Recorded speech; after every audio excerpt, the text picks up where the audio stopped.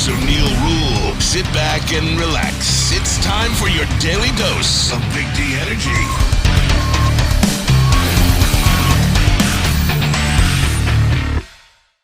What's going on out there, everybody? Welcome. Big D Energy here on a Thursday. Where are we? We are live, as you can see, outdoor equipment.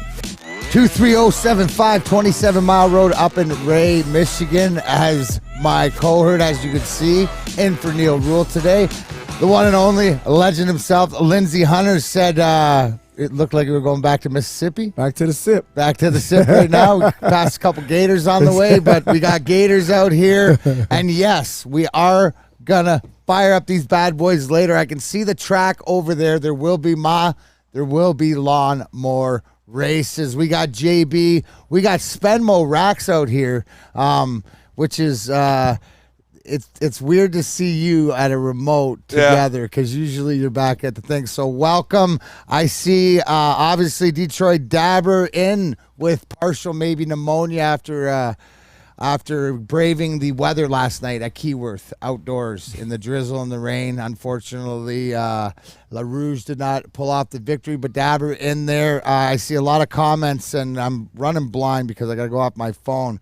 But a lot of fun yesterday in the fruit draft. I see that that the people are happy with coconuts because it's the offensive line. I think that's the Detroit Lions offensive line with the coconuts. I'm really happy with my draft. I saw Kevin Donaldson said that Sam got the grapes, but he's got no grapes.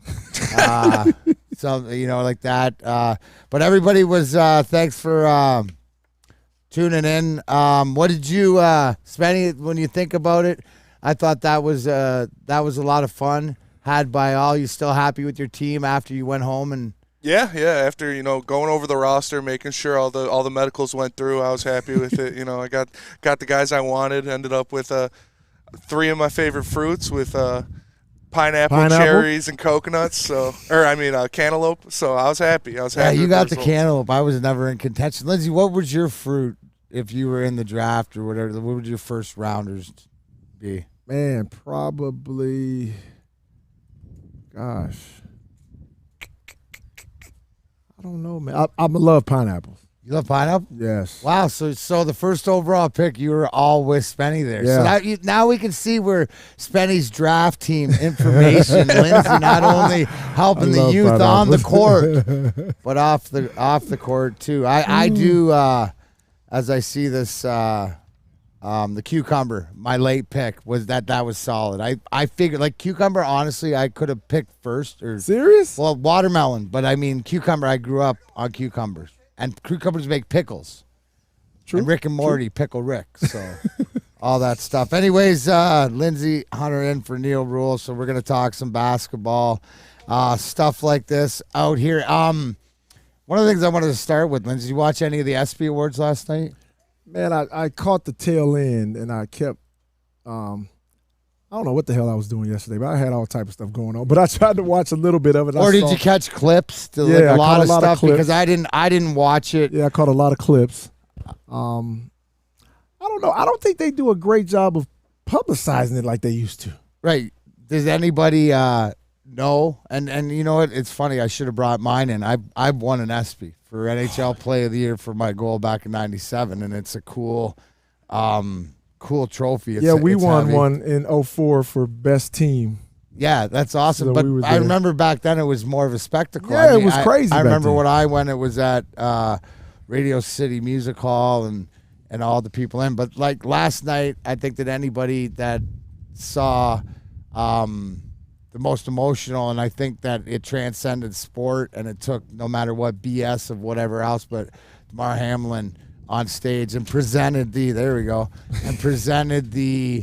Buffalo Bills training staff with the Pat Tillman award. That was. And for anybody out there that saw that, I saw a lot of comments and stuff, and I sort of agreed with at the moment.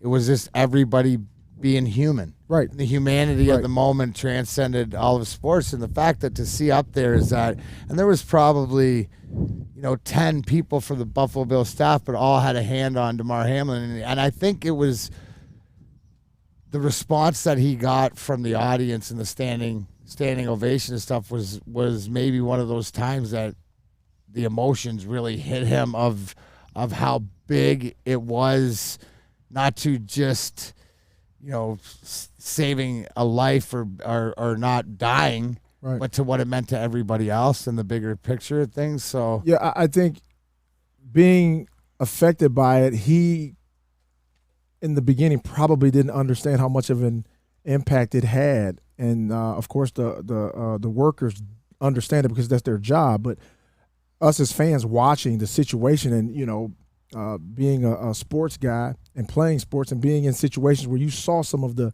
tragic things happen, and just because it goes past football, it goes past sports.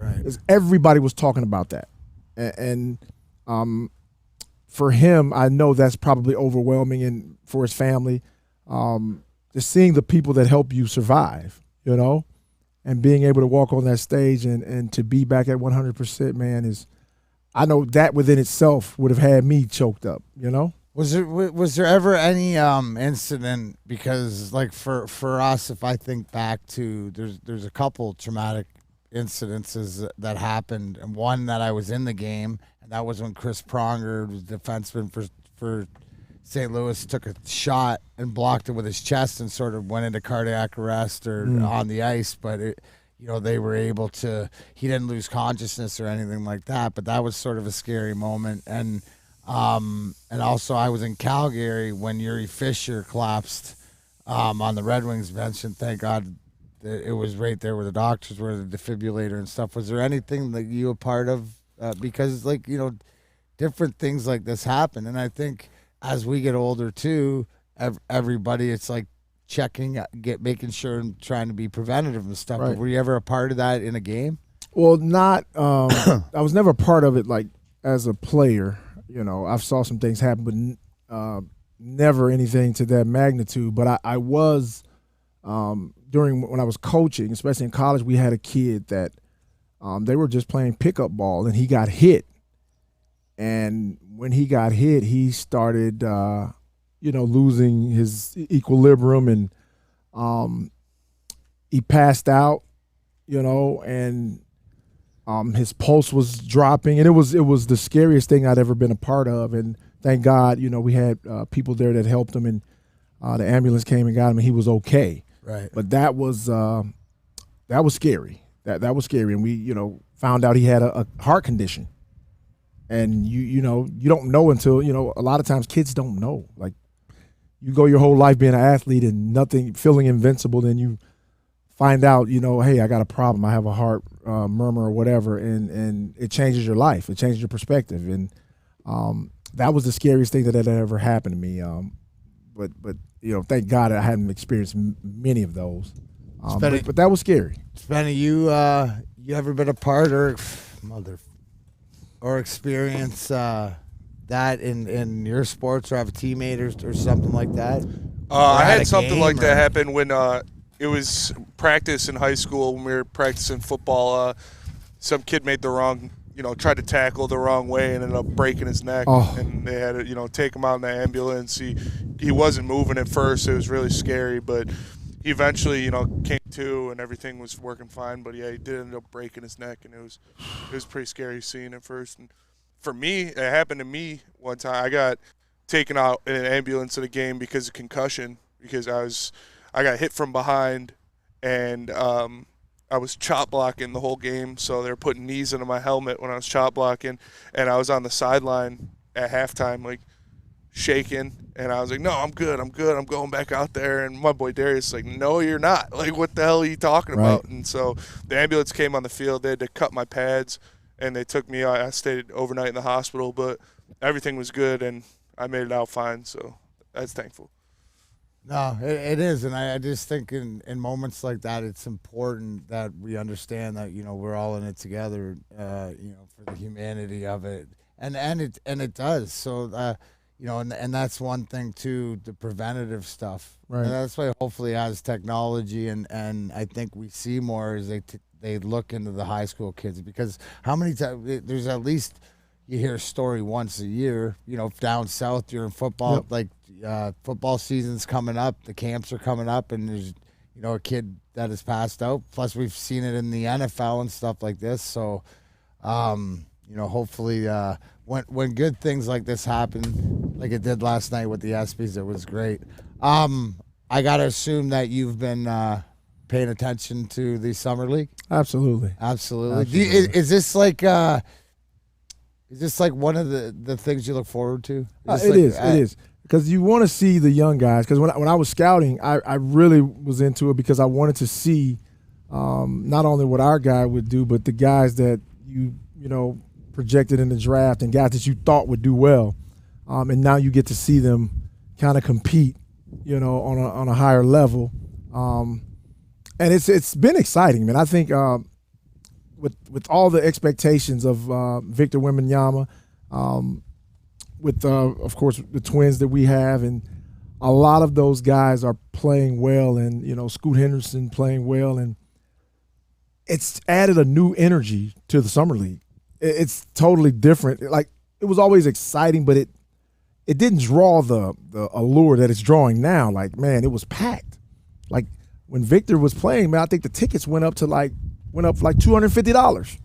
Really? Yes. For a summer league game.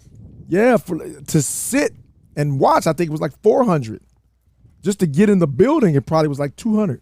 So that changed the whole dynamic. You're talking about a summer league game, So it was great for the league. The young guys have really been performing, and that's the more exciting thing, I think, for our organization, especially our organization, because we got some really good young pieces that I think are going to contribute right away. Yeah, I want to talk about that after break. Spenny, would you pay $200 to see Wembanyama? No. No? Okay. I don't think I could, even if I wanted to. You're a basketball head, but is that out of reality, or that's not like Taylor Swift $10,000 a ticket? It's about the same kind of thing. Like $200 for a summer league game might as well be a Taylor Swift ticket. But think about it. When he was drafted, whatever organization got him, they said instantly they were going to be their value was going to shoot up $200 million. Mm-hmm. So it was more than just getting him. It increases everything. It has increased. That's a crazy impact. If you wonder where we are with all these beautiful machines, we're going to do a lawnmower race later. We're out at Outdoor Equipment Company, 27 Mile in Ray, Michigan. Why don't you come on out and, you know what, maybe there's so much. Look at this around here. Lindsay, you walked in and you were like, dude, you need one of these, right? Yeah, man. You got a lot of grass to cut? Yeah, sometimes. At least 0 turns, but man, look, lawnmowers have come a long way. Yeah, man, they're cool. I used to have one 0 turn, and I was out there like I was like a kid in the candy store, just riding around cutting for free. That's what makes it fun now, exactly. Right? That's like the old guy alert on it. Anyways, when we come back, we're gonna talk about the pitch and Asur Thompson. I want to know, another great game in the eyes of Lindsey Hunter, and what can we expect and read into it. But first, let me tell you about one of my favorites, and you can join the fam at the Dispo live at their Hazel Park location tomorrow, July 14th, for Ermanni and Edwards and the Woodward heavyweights from 2 to 7 p.m. Come prepared as Dispo Dispensary takes your cannabis experience to new heights, located at 634 West 9 Mile Road in Hazel Park, Michigan. See you there for Ermanni and Edwards. Oh, don't forget, with Maz. See how many gummies Maz will take this time. And the Heavies live, July 14th, Dispo Dispensary, your local cannabis plug. Love Woodward Sports? Love wearing clothes? Then you should be wearing Woodward Sports clothes. Check out our full line of merch at woodwardsports.com. Just click on Shop. We have all your favorite designs, like Dan Campbell kneecaps, Beverly Hills Golf, Woodward Golf, and of course, our own logoed out merchandise. Men, women, infants, kids all love Woodward Sports. Impress your friends. Impress your boss. Impress your dog. Buy Woodward Sports merch today. Hey, it's Sean Jordan from the Sports Marketing Agency, and SMA wouldn't be who we are without our amazing partners. Thank you so much, Sean. You know, at Detroit Wayne, we want to serve as a resource for you and your families. We offer mental health services, substance use disorder services throughout our communities, and we want to be that source and resource within the community.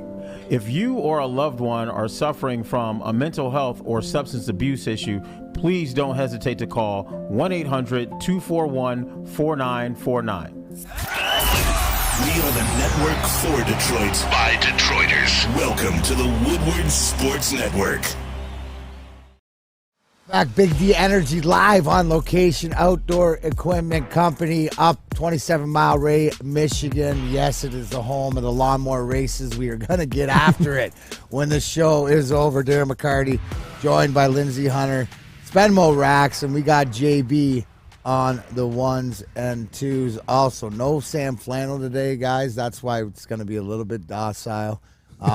He couldn't hack it. He can't hack the double shifts. Plus, we'd rather have JB here anyways. It goes much smoother. Now that we have Lindsey here, we got to talk basketball. You watch this and the excitement, and I can hear it in your voice, something special. But let's talk about, what, without getting too far ahead, because what can you really read into it? Because it is, the rookies playing against rookies and stuff like this, and younger guys. But talk about maybe what you've seen out of Stuart Thompson. Is there stuff that you've been looking for that he's shown you, or are you still looking for something to see? What can we take out of what we're seeing right now? Well, I think, of course, what jumps out the screen is his athleticism and his length. Like this dude can cover ground. He can, if he's beaten, he can recover fast and block shots. Can I say something as a non-basketball guy? Okay, there's a clip of him, and it was a few games ago, where coming around the top of the key, and you could see that he got beat, but he recovered. And I always wonder, right? Like, it's so amazing to me when I watch the NBA that guys just get either above and the hands right here and the shot it always seems to get off for the most part. This time it was like kid actually blocked one. Right. Is that's not really the norm, but that's what you're talking about. Yes. It shows that instinct and athleticism, which is something that jumps off the book even to you. Absolutely. And I know exactly the play you're talking about, because it was a step up pick and roll, and he was knocked off, and he came back and deflected the ball, and we got a steal. He threw it up, and he caught a reverse lob. You see players make certain plays, and what always fascinates us in the basketball world is if a guy can make a defensive play and then transition to offense and then make another stunning play, like, you always go, whoa. Dude, that's like crushing a hit in the corner and coming out because you smeared your guy and then you boom, banging it in the net. Right. So you got the I remember watching Ben, man, and it was a game where he came down and glass somebody's shot. Boom. We get the rebound and push it up. Somebody missed the shot, and he just comes out of nowhere and tip dunks it. Boom. Oh. And we're just like, savage both ends. And we're looking like, we win tonight. We all right. Like, he just had plays that, normal people wouldn't pay attention to, but there are certain times in games where Ben would dominate the game without scoring. He would get his hand on every basketball during a certain stint of the game, and it would be amazing. I'm like, this dude is. So that's, you're telling me that the thing that I saw Thompson do this one time, Ben was doing it all the time, and it was his timing. And and those are the intricacies. I think when the argument is what makes, flannels such a joke to say that the basketball guys all know. Like, that's just not your teammates knowing. That's all your opponents knowing too. Yes. How good it really is. Right. And you know what? And I'm going to use this analogy, but it's a lot like everybody always forgets when you're naming Red Wings, right? One of the greatest of all time is Nick Lidstrom. And I'm not saying, everybody goes, yeah, of course. Right. But what made Nick Lidstrom so good was the stuff that it was almost like a ghost. It was almost like the way they implemented a rule in the game, and it was like the Lidstrom rule, because you come down and he'd stick his stick in your gloves and he'd hand check you and you'd go like paralyzed. And he did it to me a million times in practice, right? I mean, but just all the little things about getting that stick right just in the right area, like things that you don't see, those subtle things that everybody on the ice that has played against him goes, oh my God. Right. And I think when you're just like you're talking about those little things that as a player we are in awe of, that like the normal eye probably don't understand. And we're sitting there like, dude, why is he so great? He just doesn't do it. No, dude, you don't understand. When you're out there on the court against this dude and you see some of the stuff he's doing, it's not natural. Right. You know? So it's pretty much explaining what Troy Weaver pretty much said in the draft about, the rawness of him, but the athleticism of him. Spenny, what is that?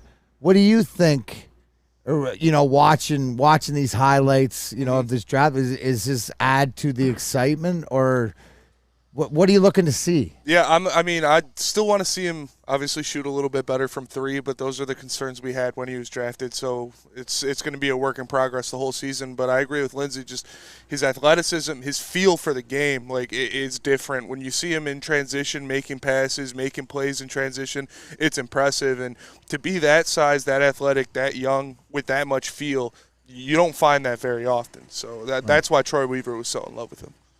What Lindsay, to speak to that about what Spenny said, I'd like to see him, more efficient for three. How does a young kid like this, is it just, do you sit back and go, just give him some time, give him the feel or stuff like that, or is this something that you either get or you don't get? No, because the thing about shooting, you can always get better. Like you just time. You got to put time in. You got to get reps in.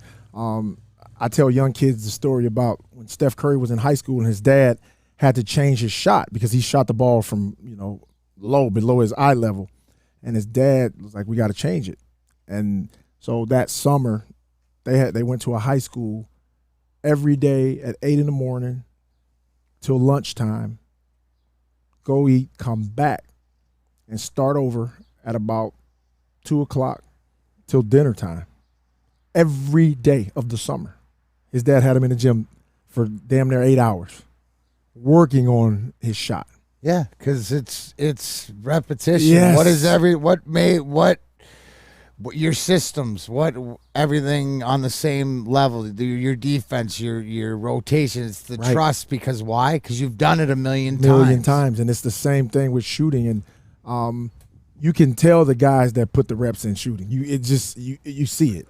So I immediately think, and I've seen in the chat there too about talking about Jalen Duren and about improving free throw. Like what is it about free throw shooting about some guys that just can never get it? Because that would, to your point about if you'd improve, maybe you'd have to make that commitment, but guys just aren't willing to make that commitment. And that's it. Like that. There's no other way to get better. So if you're a subpar free throw shooter, for lack of an argument, the reason it is because you don't put the time in. That's it. There's no other excuse. It's just go in the gym and shoot 1,000 free throws. I guarantee you're gonna get better. You're gonna get better. Working on it and doing having the reps, and it helps your mentals as well as your fundamentals. You're gonna get better at it. You cannot get better at it. You know? And that isn't that at the end of the day when it comes down to it, that's what it really comes down to the game. You right? look at the greats of the game, man, and you hear the stories, and I've witnessed it. I've witnessed Kobe Bryant being in a gym and shooting from one spot for an hour. Like I watched him. And I asked these guys, how long is he going to do this? They was like, oh, yeah, he's going to go an hour here, an hour there, an hour there, and an hour there. I'm like, what? Yeah. But So how many balls would he shoot in 1,000? Yes. And he was so driven, like, and I talk to kids about falling in love with the boredom of becoming great. Like Kobe was obsessed with the boredom of becoming great. So for him, being in the gym alone and making 2,000-3,000 jumpers was nothing. He was obsessed with it. And he's the type of guy, correct me if I'm wrong, that seems like if he's got to make 25 straight and he misses on the 23rd, he starts over. Oh yeah. Yeah. Oh yeah. Till the end. No question. And most, and you've been around greatness, those guys are psychotic. Like there's something not right about them. They're on a different level, right? Yes. Like it's and honestly, if you probably like the LeBrons, the Michael Jordans, the Kobes, the Gretzkys, the Messiers, Yes. like there's a, for lack of a better term, like a serial killer, psychotic. Exactly. There's a parallel to it. It's more of how to harness the good Yep. instead of evil, but it's Yep. that obsession. Yes. And the best are obsessed. Yes.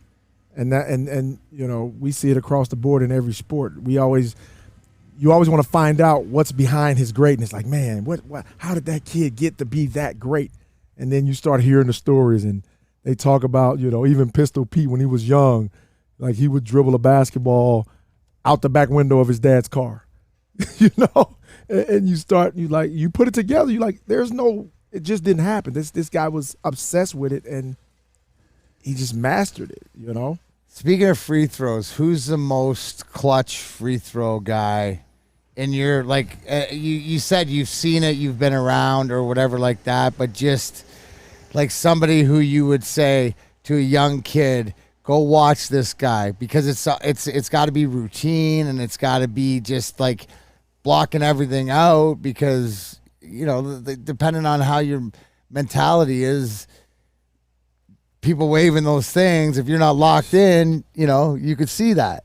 And I'm Steph is an obvious choice, but the biggest thing about Steph, what I always try to use as teaching points, watching him miss a free throw in a crunch situation and watch his reaction. You watch his reaction, he laughs every time. Because to him, it's like, I can't believe I missed it. You know what I'm saying? Yeah. Where you see other people and they are like, they get tighter, and you know what I'm saying? Yeah, because and that goes by, if he missing, he keeps shooting, he's going to shoot himself back into rhythms, right? Look, I've witnessed a guy make 99 out of 100 threes. I was there. I stood right there on the court and passing the ball. I watched him make 99 out of 100. People don't even understand how hard that is. 99 out of 100 threes. Yes. And we all were sitting there quiet. Which one did he miss? He missed after 60, he rattled one out. And then he just got right back on the roll. And we were sitting there in disbelief. And when he finished, he made the last one. He ran off the court yelling like, dang, I missed one. Yes. Dude, was that one of the most it's the craziest thing I'd ever seen. I'd never seen anything like that in my life. And then I think a couple of years later, he made 100 and how many in a row? You remember that video that was out? Yeah, I think it was 113 or something like that. In a row. So I'd already seen that happen before that. So I wasn't shocked. I was like, dude, he made 99 out of 100. Damn. He would do this drill every day where after all his working out, he'd work out and he would finish he would shoot 100 threes and see how many he could make. And the guy averaged 97 out of 100 every day. And these aren't from the same spot. No, it's 5 spots, NBA threes. Yeah, like the NBA 3-point contest. And 97 out of 100 on average. Think about that. It's unbelievable. Damn. He's an anomaly, man. But again, what have you put in to get out?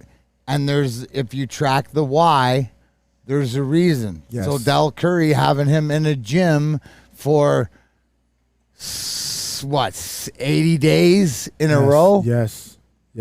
For 8 hours? Yes.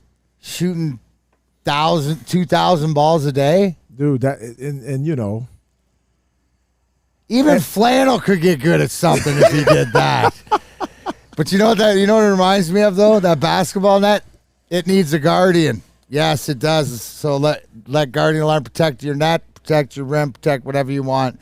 Let Guardian Alarm customize solutions from real experts. Professional technicians take the time to recommend security and automation solutions specific to your needs. But I need you to call the number today, 1-800. Stay out. 24/7 professional monitoring. Call anytime, day or night. Know that a Guardian team member will stay on the phone as long as needed. But I need you to call the number, 1-800. Stay out. Technology backed by people. Yes, real people. Flesh and blood. Your safety and security deserves technology that's been proven to work with people who have been proven to care. They care so much. They care about Sam Flannel. He's not even here, but it's day 316. Believe it. All right, so they don't care business, personal pleasure, whatever it is. Guardian Alarm. They'll protect whatever you got. Please call them today, 1-800. Stay out. Guardian. We don't like to brag that we are the toughest sports network in Detroit, but we do have a guy named Darren McCarty on our side. Lemieux and McCarty, who've had a good knockdown drag up. There they go, right on the whistle. They were talking to one another. Woodward Sports.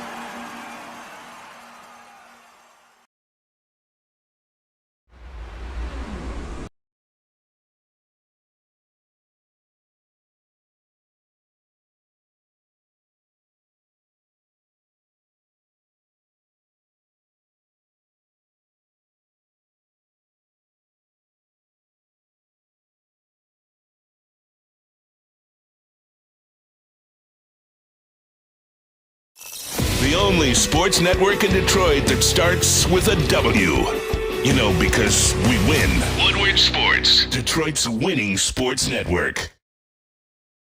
Okay, let's talk through all these golf events that you have coming up. Gabby, I'm glad you asked. Got my calendar right here. July 17th at Red Run, and then July 31st, I have the American Golf Outing for the Cancer Society. I also have the American Cancer Society golf outing on the 31st, and also I got yours on the 18th, buddy. Yeah, I'm gonna be there. Whoa, boys, these are a lot of events and golf outings. Well, you want me to miss my own golf tournament? Gabby, they're all great cars. I mean, this Okay, is... hold on. I got this. Guys, I got this. Don't worry about it. Hold on a second. He always says that. Hey guys, thanks for coming so fast. How are ya?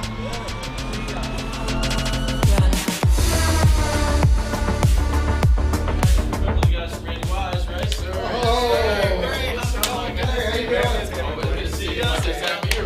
The Randy Wise Celebrity Golf Tour. Watch for the eye.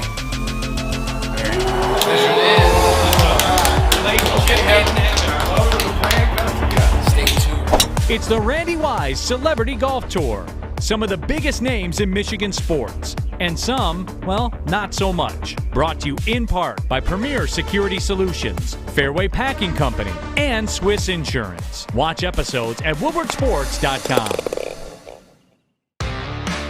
Welcome back, Big D Energy live on location, Outdoor Equipment Company up in 27 Mile in Ray, Michigan. Thanks for joining us here today. Big D Energy, Darren McCarty, Lindsey Hunter, Svenmo Rax, JB Smooth, working the ones and twos. And as Neil always says, Spenny comes up with some good questions all the time. And I thought we'd go to this one because, to me, it seems like we're in the midst of the Miss Universe contest, and there's a lot of contestants when I ask this question. The question is, ladies and gentlemen, please, who is the face of Detroit sports right now? Because I argue that there's a lot of contestants. If the Lions come out and do what they're supposed to do, boom, Sam Flannel's guy, Aiden Hutchinson, probably be the face. If we go to the round ball and the boys get off to a good start no matter what, Cade Cunningham being healthy is the face there. The Red Wings, right? Is it Dylan Larkin, or is it because they get off to a great start and there's a lot of goals, is Alex DeBrincat? You know, the ballot ball. Is it Mo Sider because he's bringing stuff like that? Are these solidifying choices? And then in baseball, Miguel's still there. You know what I'm saying? Like, I don't think we have an outdoor face. But Lindsay, do you see that there's a face because back in the day we knew it was Barry, we knew it was Stevie, Right. we knew, it was Isaiah, Right. And stuff like that. So is there a face now, or am I more on track with we're gonna see? Yeah, I think you're on track, absolutely, because right now, because the lack of success, everybody's kind of vouching for position. Like, what team is going to come out and be successful first? What guy is going to be the standout that kind of leads the way? And Hutchinson definitely has that opportunity. He's the guy in position to create that. So is Cade. So just depending on how these teams come out and play, if they're successful, if they're winning, is Cade gonna finally break into the all-star talk? Cade's got to be the odds-on favorite nominee for face, right, of a city, right? Don't you think, as far, or is it because? See, I just see as the Lions breaking out, and it leads into like the question, and I don't know who said it, but about who's gonna have success quicker, right? And it just seems to me like the Lions, even though we could pick, it's gonna be this Dan Campbell is the face of the Lions. You know what I'm saying? Because of the work ethic and stuff. To me, Cade Cunningham seems like he's the number one candidate for success. Does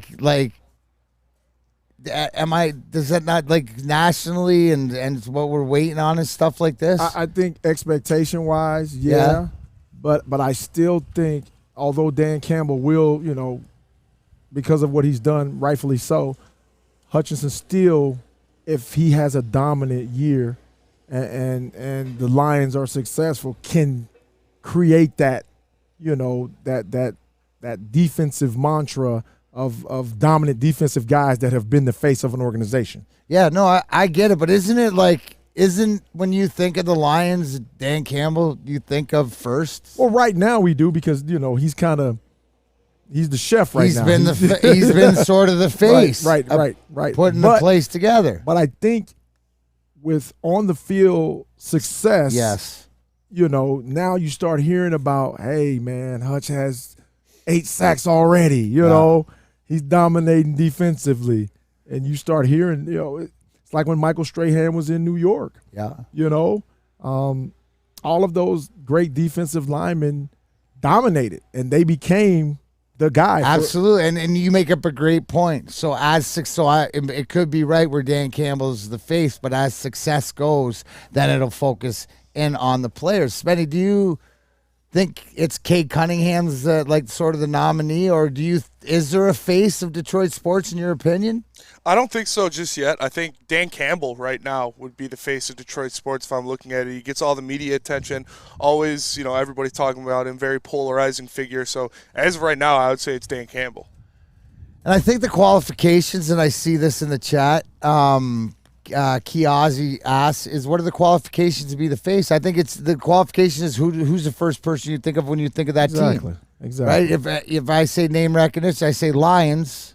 Who's the first thing? Dan Campbell. I think Red Wings. I think Dylan Larkin. I think Cade Cunningham. Pistons, yeah. Yeah, and stuff like this, which leads into who do you think has the most success? It's got to be the Lions, right? The Lions are set up for the quickest success, right? The NFL's set up for quick turnaround, and what Brad Holmes has put in place for Dan Campbell to coach and the rest of this team. This is the year, right? Like you say, Super Bowl, baby. Hey, I don't know what else I got to do to get the people to understand you shooting for it all.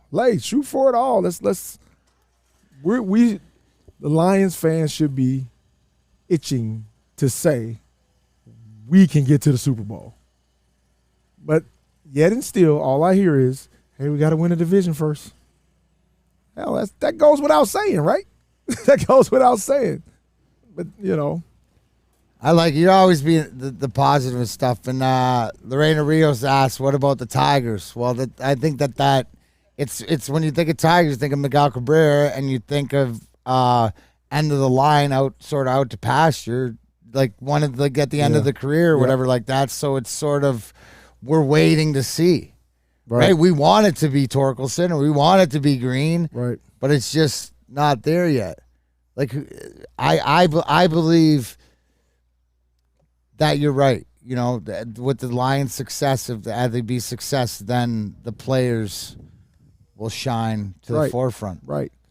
I mean, if we go around and look at each team, like if in NFL, all the successful teams, we know who the face of that team is. Like, you know, the Chiefs, no brainer. You know, we know.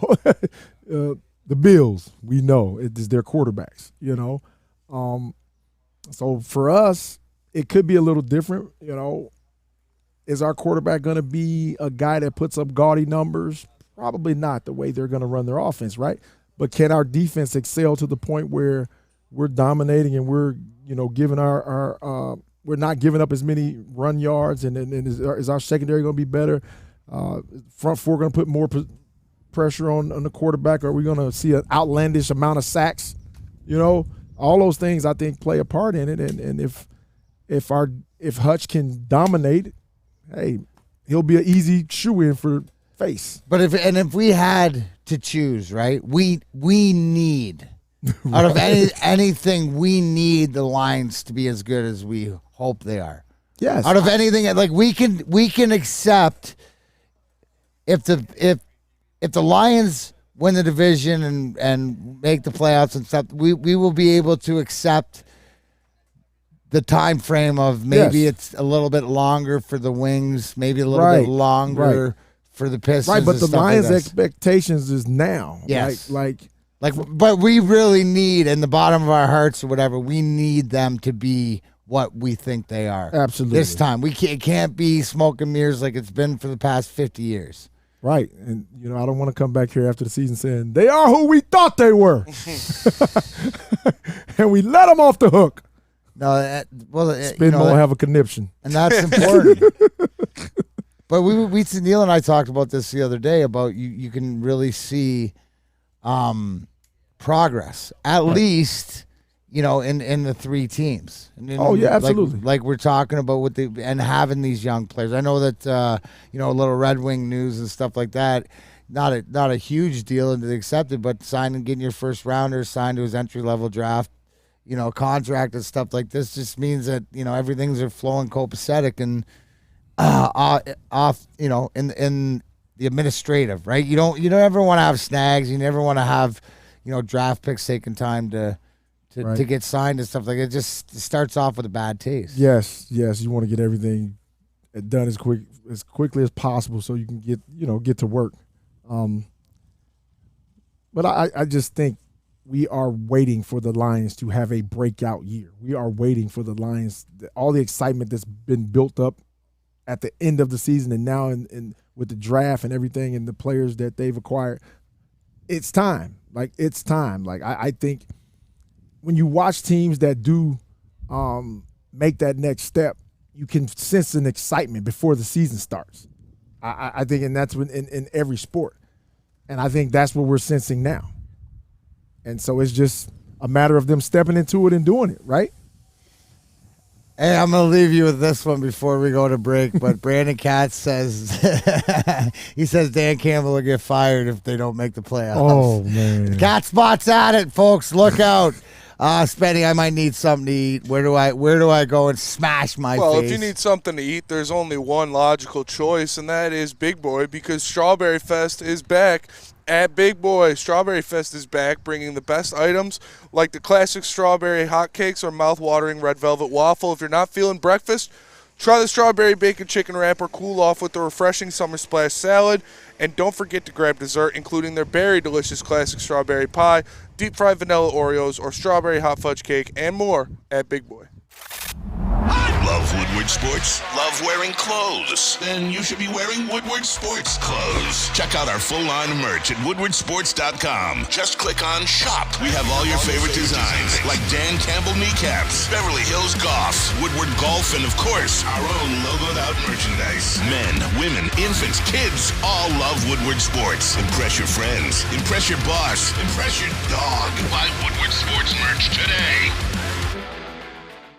Walk into any Lady Jane's Haircuts for Men for an award-winning haircut experience and automatically enter for your chance to win not one, but 2 vehicles of your choice, courtesy of Les Stanford Buick GMC of Ferndale. That's right, 2 cars, one for you, one for your wife, your girlfriend, or your best bud. Lady Jane's Haircuts for Men, open 7 days a week. Walk in anytime, sign in, sit down, watch your favorite team play, and before you know it, your hair will be game ready. Let one of our talented, award-winning stylists make you look handsome and clean. Lady Jane's Haircuts for Men, it's wicked awesome.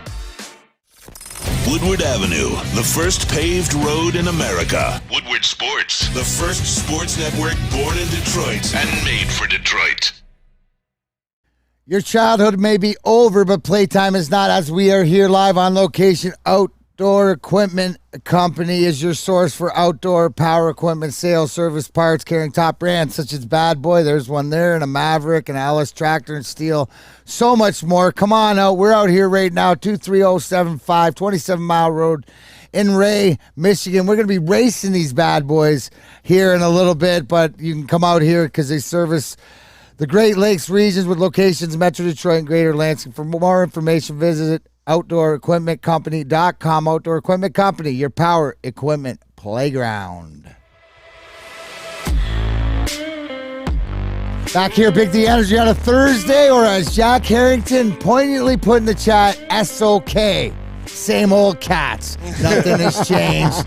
Want everybody to know, yes, that is, with that dumb statement like that, that was one of Brandon's that was his top 5 of all time. Dan Campbell will not be fired if they don't make the playoffs, you donkey. Anyways, thanks for joining us, everybody here. SOK, right? It's not SOL no more. It's always SOK. So there you go. Print the shirts. Print the shirts. We were just talking earlier about the face. And does anybody think that there is a face in that? And that, to me, the definition of what a face of a franchise is who do you think when you think of them? For us, for the long time, it was always Steve Yzerman. Yep. You know, for you guys, you needed Isaiah Thomas. Yep. And then even, too, the face can come into the bad boys or the going to work. And it can be a group. Right. It can be a group. It could be the grind line. It could be the Russian Five. You know, it's things that remind you of Mother. Remind you of it's only the 4th time. Remind you of what it is. So time will tell. Progress. Moving on forth. But do you think that I'm right though, Lindsay? Like as far as who needs it the most, it's the Lions because of where the expectations. Absolutely. I mean, think about it. The end of the season, all we kept hearing was how competitive this team was. This team can play with anybody. You know, we're going to run the table the last 10 games. You have expectations of them being really, really good this year. So even if you're only willing to accept winning the division, you still have expectations of them being good, right? Yes. No, absolutely. And keep 12 games, 13 games? 11. Spinmo, 11. I look at 11, the schedule. I can say 12 last time. 11 and 6. I think the over under is 9.5, right? 9.5 is the over under, yeah. So that should be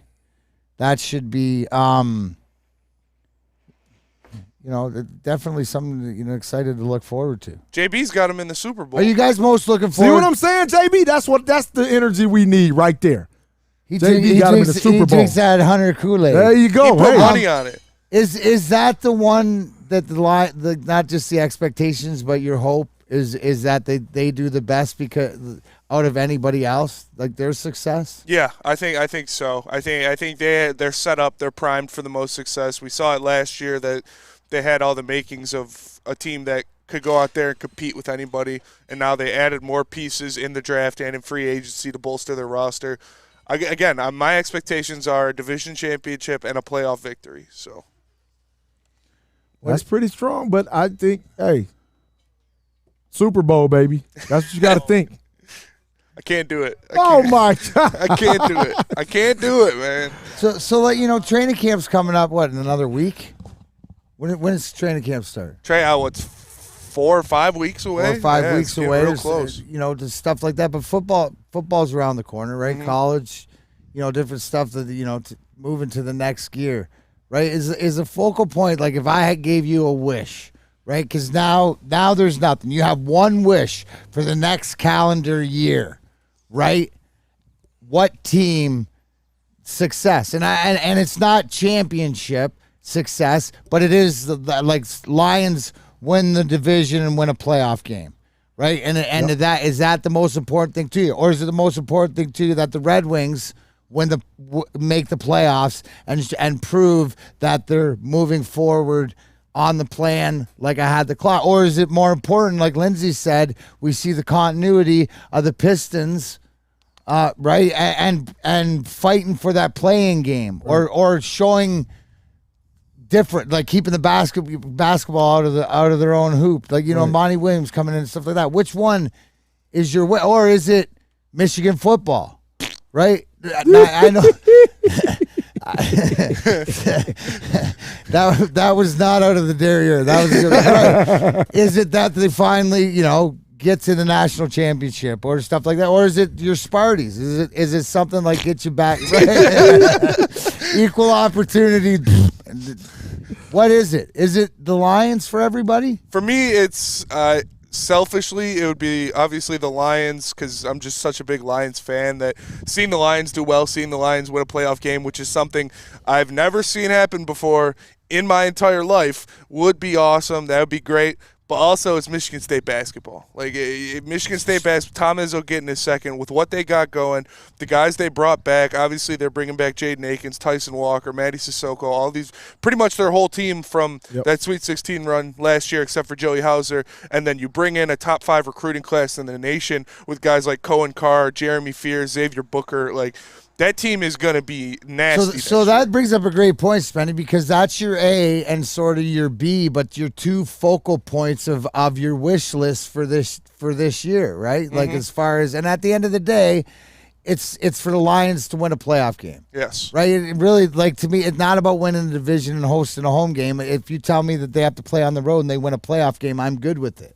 Right? I'm fine with it. But your B would be Michigan State. See, my A would be the Lions, right, to win a playoff game, to that, and my B would be the Red Wings getting in the playoffs, right? But I think that the temperature. So what say you, Lindsay? If you, what's your A and B? My A is definitely the Lions. It has to be. I think I don't know anybody. Can't take it anymore. See, even all us transplants and all us, you know, all us stepchildren to this area or whatever, we feel it. We've lived it long enough. Like, you've lived it for 30 years too, bro. Man, they gotta start. People don't understand.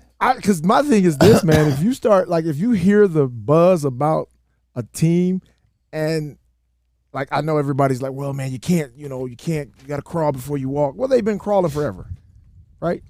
Let's walk and start running. Like, let's say Super Bowl. Let's strive for the Super Bowl, dude. I mean, you can't. My thing is this: can't get any worse. Let's be Eddie Murray and trading places and my legs. Oh my God, it's a miracle. I can move. And Mike G, you know, he says Michigan football is number 1, Lions are B. You know, true to Michigan your point. And that's the whole thing.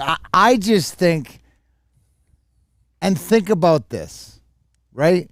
Because this is the first time, and maybe, you know, sort of last year, but a long time, where your faith is put in the Lions first. It was always to us or always to you guys. Right. We shared. Right. The Lions, or the Pistons and the Red Wings, shared that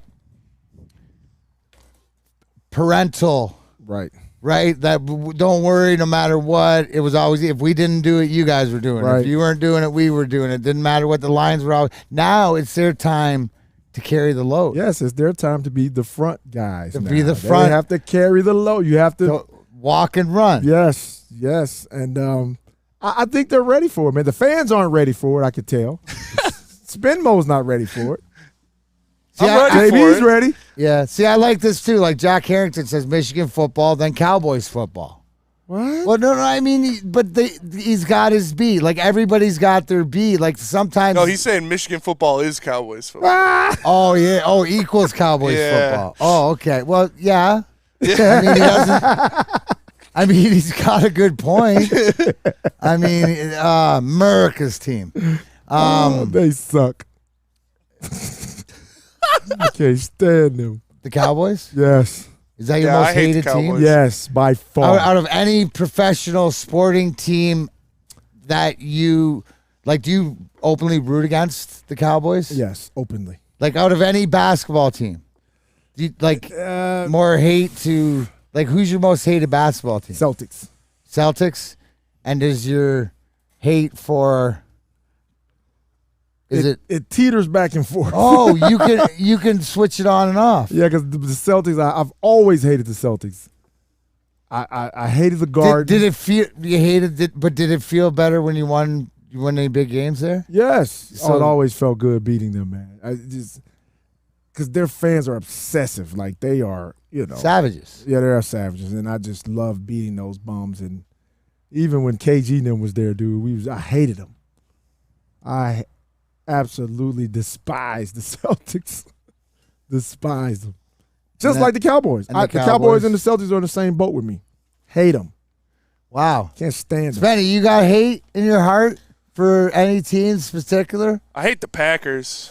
The Packers are up there for me. I hate the Packers a lot. The Timberwolves were one of my most hated teams. How? Just because they have all the players that I hate, or they had all the players. Like Rudy Gobert is my most hated player in the NBA. So when they had Rudy Gobert, Cat, I respect Cat's game, but he pisses me off.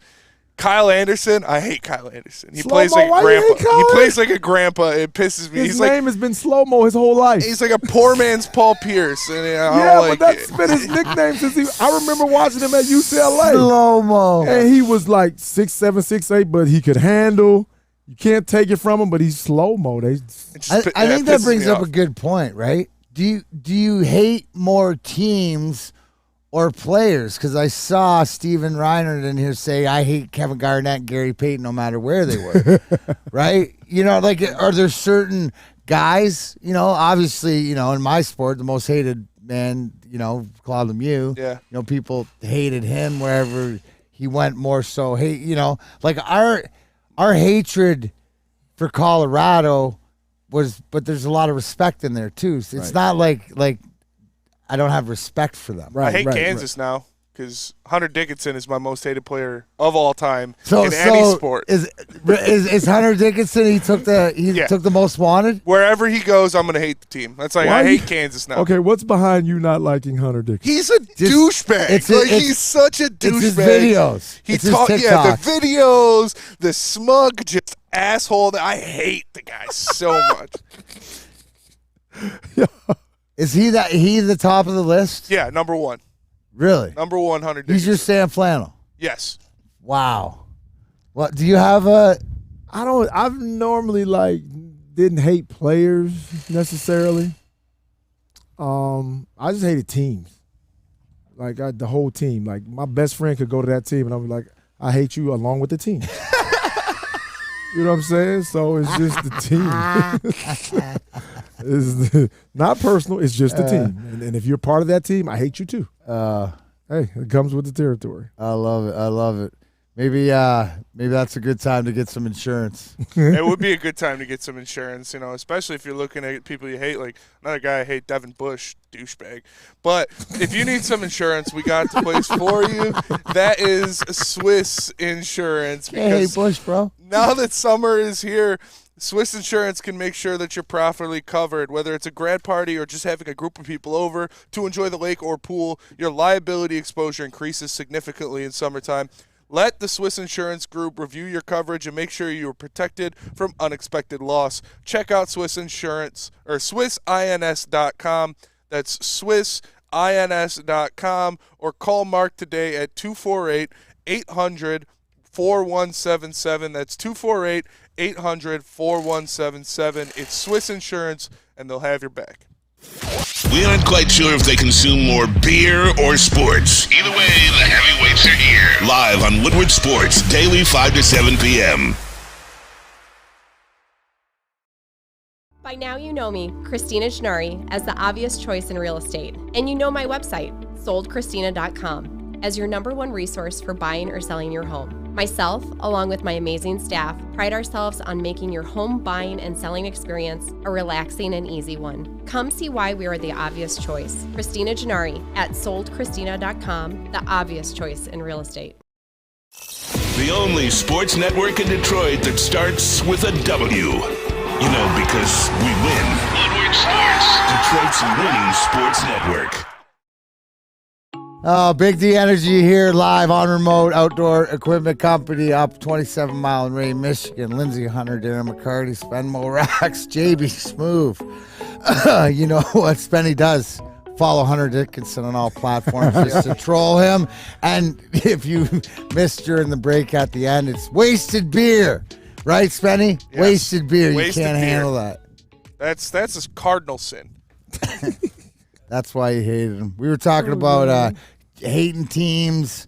You know, do you hate teams or do you hate players? And you know, I see a lot. I think it was Steve Reinert said that I hated Gary Sheffield till he came here. I hated Rasheed Wallace till he came here. See what I mean? A lot of people were like that with Chris Chelios.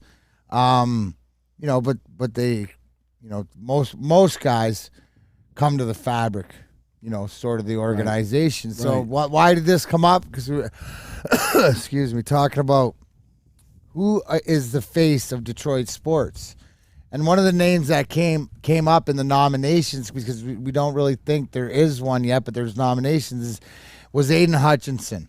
And so the question comes, what is the ceiling for Aiden Hutchinson? How much do you expect of him? And is it this the year that he elevates himself to being the face of the Detroit Lions? Go ahead, Spin. I was going to say I think so. I have high expectations for Aiden Hutchinson. I got him at 13.5 sacks this season. I think he showed that he can be that guy. He showed he can do multiple things. He showed that he could play the run as well as he can attack the passer. So I have a lot of expectations for him. Pro Bowl, 13.5 sacks. I think he's going to have a fantastic year.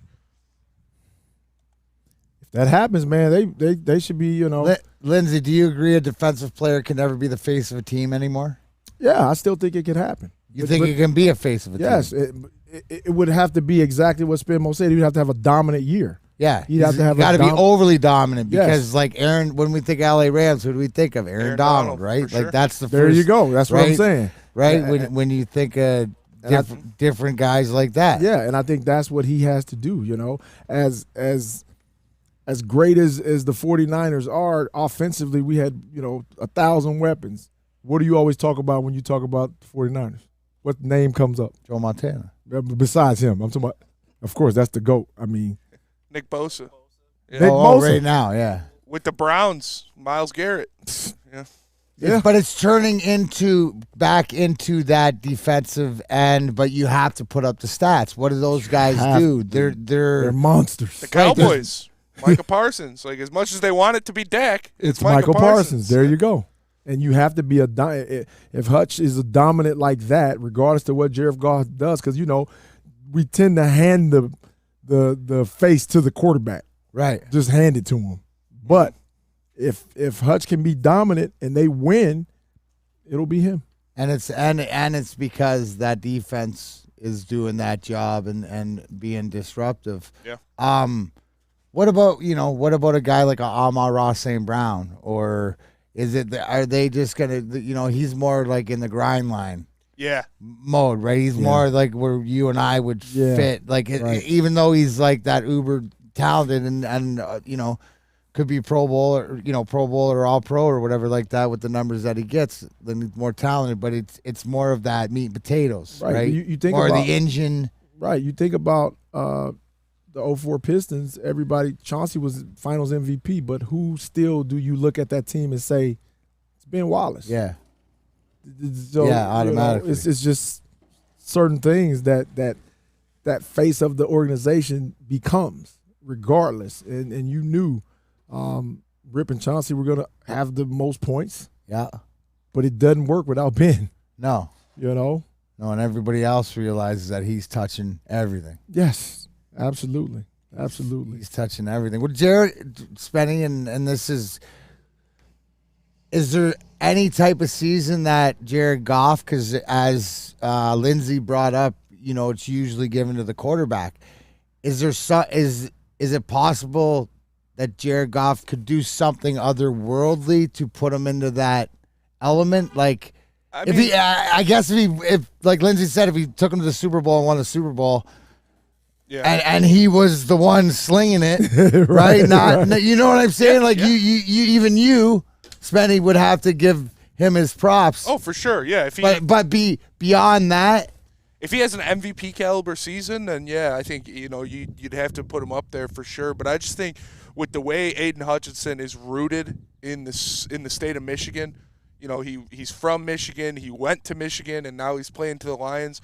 It's going to be hard to dethrone him, especially with the trajectory he's on, to where he has much more superstar potential than a Jared Goff does. Like Jared Goff, we know what he is at this point. He is an above-average quarterback. He is that 10 to 15 range. You can have a great year, he'll be in the top 10, or he'll fall out of that depending on that. But if Jared Goff goes out there and throws for 5,000 yards and 40 touchdowns, like, yeah, I'll give it to him. But realistically, that's probably not.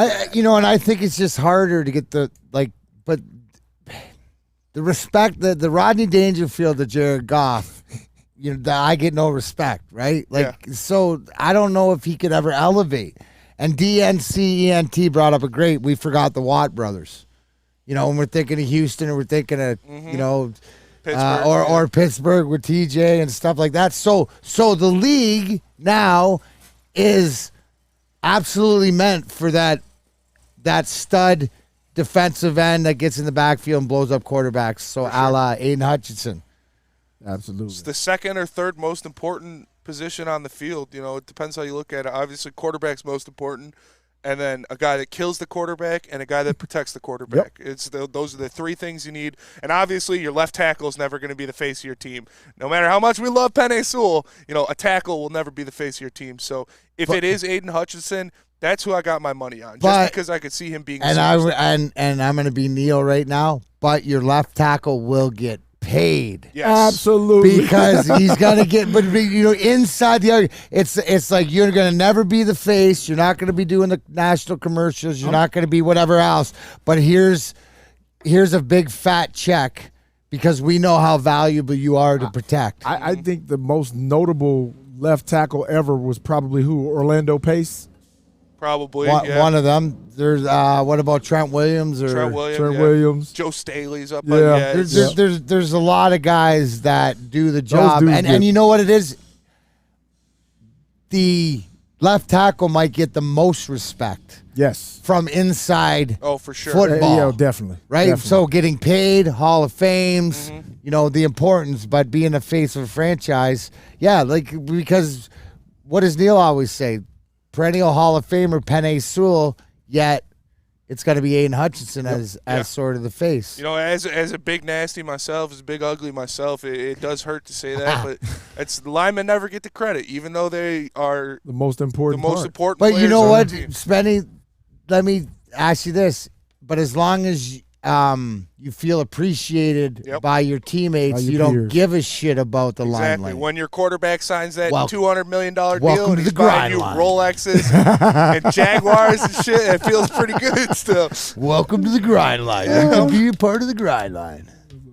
No, but that's the way it is. And you got to, and that's embracing the role. It's always good when you're compensated, either by appreciation and financially. Don't get it twisted. Definitely. Right? I'm sure they take the money over being, hey, serenaded by everybody. Yeah. Right. No. The hell with the serenade. What is it? Where does that get you? Right. Where does that get you? You know what it should get you? It should get you to work out. Definitely could get you to work out. Absolutely. It could get you into Planet Fitness because summertime is a great time to join Planet Fitness because they can help you beat low E. Planet Fitness is the home in the judgment-free zone where you can work out in a non-intimidating, judgment-free atmosphere. The gym that has always been known for being clean is now cleaner than ever. You can get a full-body workout in just 30 minutes in the 30-minute circuit, and all memberships include fitness training. You get all that for just $10 a month. Yes, just $10 a month. Or you can upgrade to the Black Card for $24.99 and get the use of all the amenities.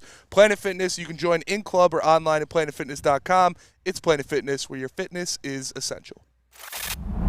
Love Woodward Sports? Love wearing clothes? Then you should be wearing Woodward Sports clothes. Check out our full line of merch at woodwardsports.com. Just click on Shop. We have all your favorite designs, like Dan Campbell kneecaps, Beverly Hills Golf, Woodward Golf, and of course, our own logoed out merchandise. Men, women, infants, kids all love Woodward Sports. Impress your friends. Impress your boss. Impress your dog. Buy Woodward Sports merch today. At work and at home, we're there with smarter security solutions. Featuring complete automation with customized alerts and more. For over 90 years, we've been the company that's been counted on to protect what matters most, all with personalized service and care. Right now, for a limited time, receive a free video device plus free installation with a new home system. Guardian Alarm. We protect Michigan.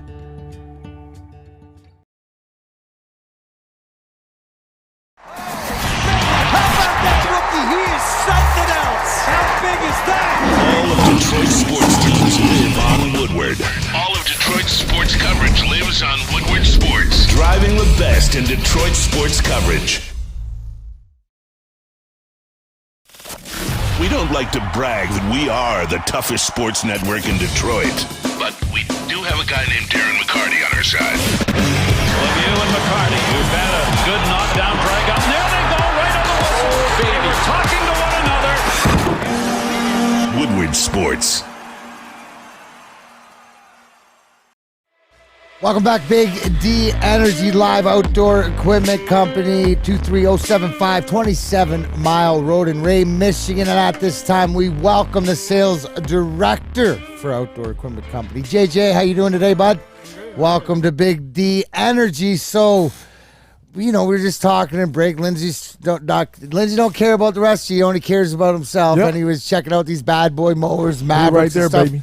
What is it exactly? Tell the folks at home exactly what we're doing out here, outdoor equipment, what you got. Give them a little spiel about all these lawnmowers, but it's not just that. It's the sales, it's the service, it's everything else. Yeah, you said it best right there. The service is where we really try to separate ourselves. And just putting out a good product made in the USA is really big for us. What is, like with some of these mowers, and obviously a lot of these are commercial, but a lot for, out here, we're up in, Ray, Michigan, a lot of yards and stuff like this. But I noticed that you also have outdoor equipments all out throughout the state to be able to, no matter what area people are in, to look into it. What is, the one thing that if they do deal with outdoor equipment company that they can count on? You guys. Reliability and service is going to be the two biggest things, and that goes from if you're sitting on a small quarter-acre lot all the way up to your commercial guys. We like to make sure we have something for everyone, and service is the biggest thing. We're looking to cover the whole Great Lakes region, and we're offering free delivery with the purchase of any zero-turn or bad boy tractor. So we're going to bring that to your doorstep. Hear that, Lindsay? Sounds good. It is. You're gonna have a sale. So speaking of that, there's a lot of talk in this, but we're gonna do some lawnmower races after something like this. Can you fill the people in at home and fill me in what exactly is going on here? Yeah, so we have a mower cross track set up. We're gonna kick that off at What's a mower cross track? So we're gonna get the zero turns out there, and we have a track set up with bales around it, and we even have a small ramp for you to go up and down over there. So we got the whole setup over there. Veteran guys, makeshift way to get D-Mac to cut your lawn. Right? I know how this goes. Hey, D-Mac, just drop the mower here. Oh, no, you got to go backwards here and there, and then that's how you get it done. So, yeah, we look forward to doing that. So what will we be driving? Like, what will we be driving? Like one of these? What kind? Yeah, so we're you give me a good one, though, right? Oh, yeah, we got you a bad boy. You're actually going to be driving that one right over there. Oh, there it is. Yep. There it is. I got to check my my map to see how far I am from home, but whoever needs, hey, we can pick up some lawn cutting along the way. Obviously, you guys out here, where are your other locations located? So in Diamonddale, it's the greater Lansing area, just south of Lansing. Absolutely, everybody watching out there in Lansing, and you always need, the worst thing is that, and I don't have a lot. I used to have, during COVID and stuff, where I had my house, I had like an acre and a half. There's nothing worse than when your belt breaks or your mower goes down. Right. What are you gonna do, especially with half your lawn cut? Everybody knows how awful that sort of looks and stuff like this. So it's a reach out. Do you have do you have a lawn? Do you have to mow your lawn? Yeah, I have 7 acres. So what do you? So being you're like Cy Sperling. You're not just an employee. You're a client. What do you? What's your favorite lawnmower? Or what lawnmower do you use? So I go with the Bad Boy. They have a Rebel line, which is similar to the one that you're rocking. See that? Yeah. See that? Not nice as yours though, but it's pretty good. There it is. Also, too, being out here at Outdoor Equipment Company, we appreciate you having us too. It's not just lawnmowers, right? It's lawnmowers, snow blowers. Plows. What is your biggest seller? So Bad Boy is going to be what drives us the most, but I mean we still carry Wright, Rod Max, multiple other brands. We just got Still in this location here, so that's been really big for us as well. What's the fastest one? The fastest one, Darren's. Aha! We have to get you set up now too. I want that one, man. I want the fastest. That's one. always. We'll have to get you guys both out there running. Yep. No, I lead it. So a little bit, JJ, and I always like to know a little bit where you from up this area. So I actually live right in between both locations in the Highland Milford area. So you grew up a Detroit sports fan? Of course. You did? Give me some of your favorite memories, that you think back, growing up. So, man, I grew up huge Red Wings fan since I was probably 4 or 5 years old. So watching you guys grow up, and then we were just talking about the 06 or 05, 04, that run that you guys had. Now, and just question how for incredible you. that was. Are you looking forward to the Lions making the playoffs or making a Super Bowl run? Tell me. They're going to be good. I'm really excited for that. I mean, we think they're going to be good, but do you think, I'm putting you on the spot here, buddy, do you think they got a chance to make it to the Super Bowl? Say it with your chest. So I can tell you, I drink the Kool-Aid every year. But keep drinking it. There's nothing wrong with it. This year more than ever. There you go. Say it with Super Bowl. Super Bowl. There you go. That's what I'm talking about. Look at that spin, Mo. I can't do it, man. Still not? I've never seen a win a playoff game in my life. So what do you have to lose? That's right. My sanity. You witnessed the playoff game. Making it to the playoffs. Oh yeah, at least. See, at least. Is this what we're seeing? Because all of us, we're in the same boat. Spenny, you're absolutely right. I haven't seen him win a playoff game. That's what I don't care. Winning the division, winning the Super. I want to see him get over the hump. You're right, Lindsay. I'm not saying you're wrong with that. I asked the question to Lindsay earlier. Is it the most important out of all the sports teams that the Lions get over the hump and succeed and do that first? Does that make the fandom of the rest of yours a little bit more patience? For sure, and I think they're by far the closest after the run they had last year, and I think if they can do it, that's going to be huge for our city.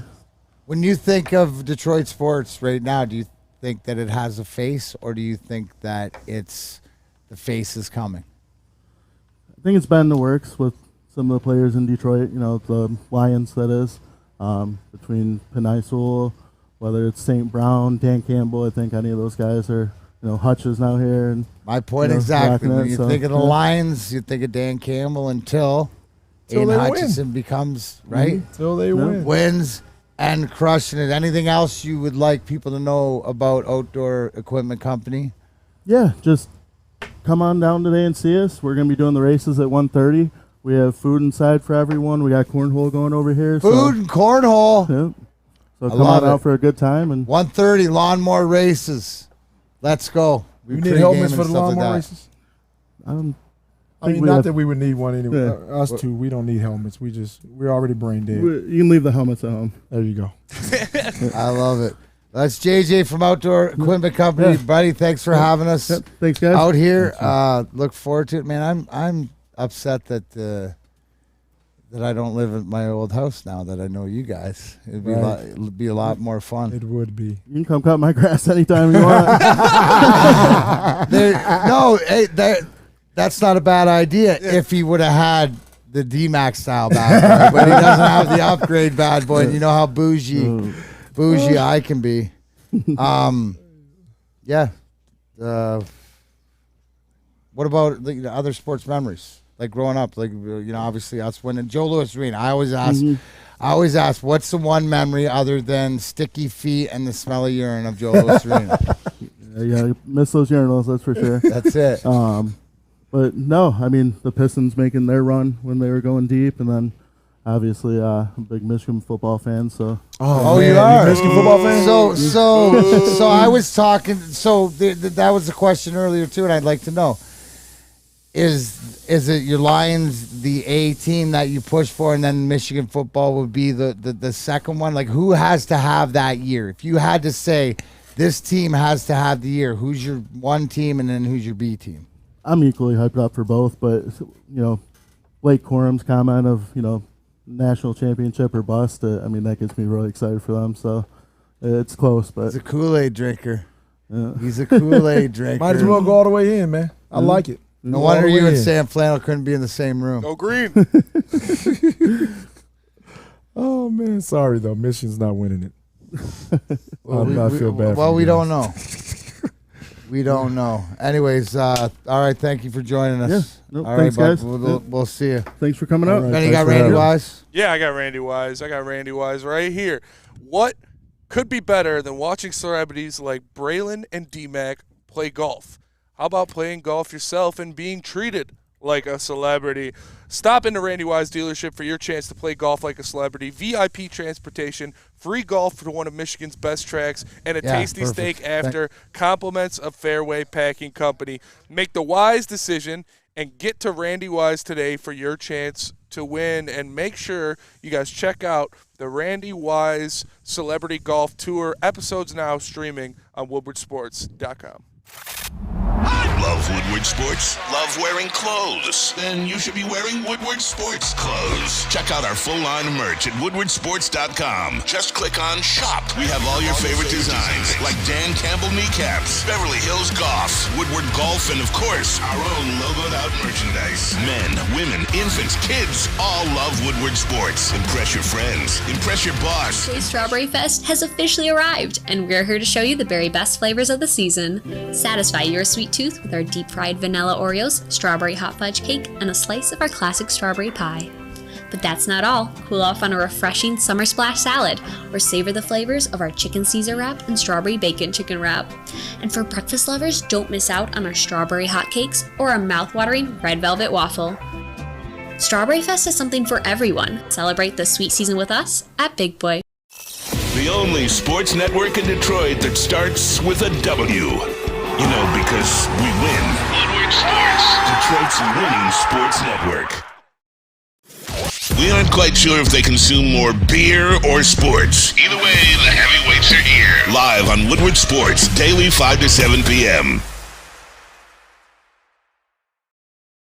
Thanks again to JJ Outdoor Sales Equipment for joining us. Come on out here. You heard it. Free food, lawnmower races at 1:30. You're going to fire up that bad boy. Darren McCarty, Lindsey Hunter, Ben Morax, JB Smooth. Just bullshit. There's not much to talk about. But Lindsey, I had a question. Steve Reinhardt in the chat. And hey, guys, if you got questions or whatever you want to talk about something, now's the time. I'm driving this, and we turn the engine off, and we're just floating right out here. Cruising in the pontoon. That's it. We just enjoy the sun. Enjoy the sun that is out. But Lindsey, Steve Reinhardt had a great question for both of us. One or maybe a couple memories that you best memories that you have that don't include winning, like that weren't part of winning championships. And everybody always asks us these questions. I think it's a great question. Do you have any like stories or any any seasons or, being a part of a milestone or, achieving a milestone that meant something that was other than when you won? Man, so many things happened. One funny story that like was kind of weird. Like funny, like ha-ha? Yeah, kind of Okay. funny, kind of ha-ha, kind of surprising. Oh. So we would play the Bulls. So I had, I had a lot of family in Chicago. So I would try to get a lot of tickets. And back then you could get tickets from everybody. So I would get like 15, 20 tickets. And so the ball boy was looking. He was like, dang, Liz, you got a lot of tickets, man. You want me to sell some of them? So I nonchalantly was like, sure, I got extras here. Yes, sell them. So the dude comes back with like $7,000. It was like, here is your half. I was like, dude, what did you do? But back then, that's when Jordan was like, absolutely. And I guess he was just going through the back door, selling the tickets, breaking me off with cash. So how many times did you do that? As much as I could. Absolutely. That's a veteran. That's a veteran Dude, move. it was so cool back then because, cell phones weren't recording everything. It wasn't social media like it is, so nobody was telling on nobody. So how about it? How about in the game? Like any like special moments, like just that you remember being a part of the one of the funny this was funny for real. We were playing Indiana, and it was kind of a scrum underneath. The ball was bouncing all around, and so we get the ball, we run down, and Michael Curry comes running up to me, like, and he's kind of, you could tell like he got hit or something. And he was like, "Who hit me?" I was like, "What the hell are you talking about? Ain't nobody hit you." And I'm looking at him, and he was, staggering. "Who hit me? You saw him." I said, "No fucking body hit you, dude. I don't know what you're talking about." Dude, he's concussed. Like, to the point where he had to go out the game and go in the locker room. Damn. And I didn't see who hit him.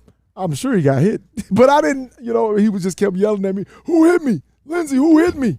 I'm like, "Oh, fucking body hit you? What are you talking about? I was part of the scrum. I don't know." Yeah. Dude, he got fucking knocked. Somebody knocked the hell out of him. Would that happen a lot back in the scrums? Man. Guys throwing punches and stuff? Dude, I got 32 right here.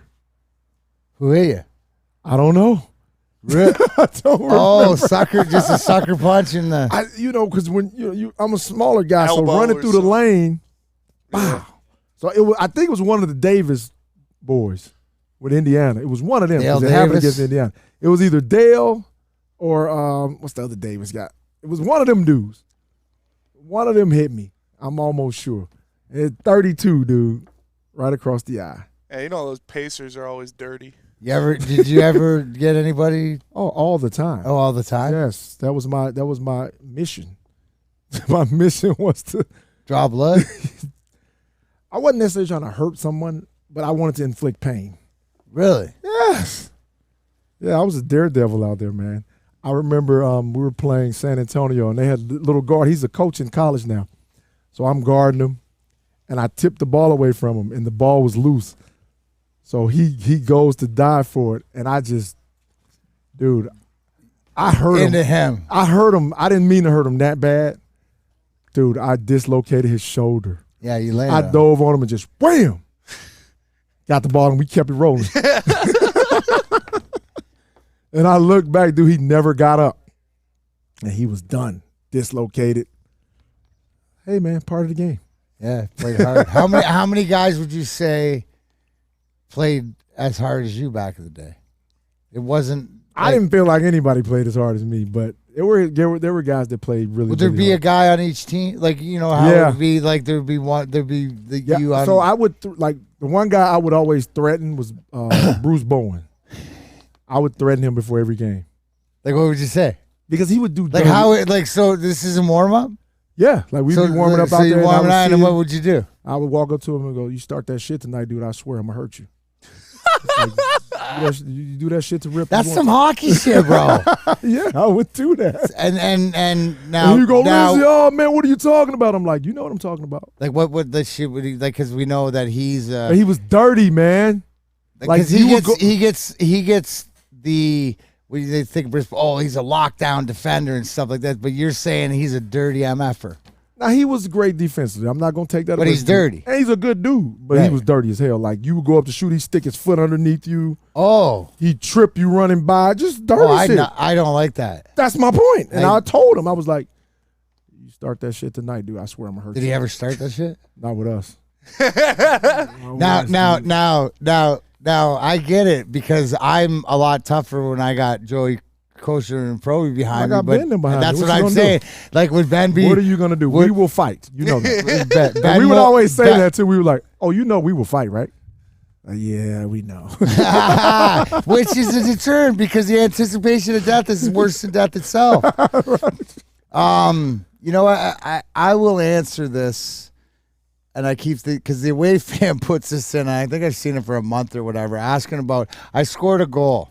Right, and I believe it was, I don't know if it was a 95 or 96 or 97 playoff. It was against St. Louis, right? And you got to understand. So I'll take this backstory, and this is what the away fan always says. D-Mac, I'd love to hear about when you blew up Grant Fuhr right after scoring top shelf on him. You run into him, knock him into the net over. Can you take us through the playoffs? Oh, it was round 2 in 98, right?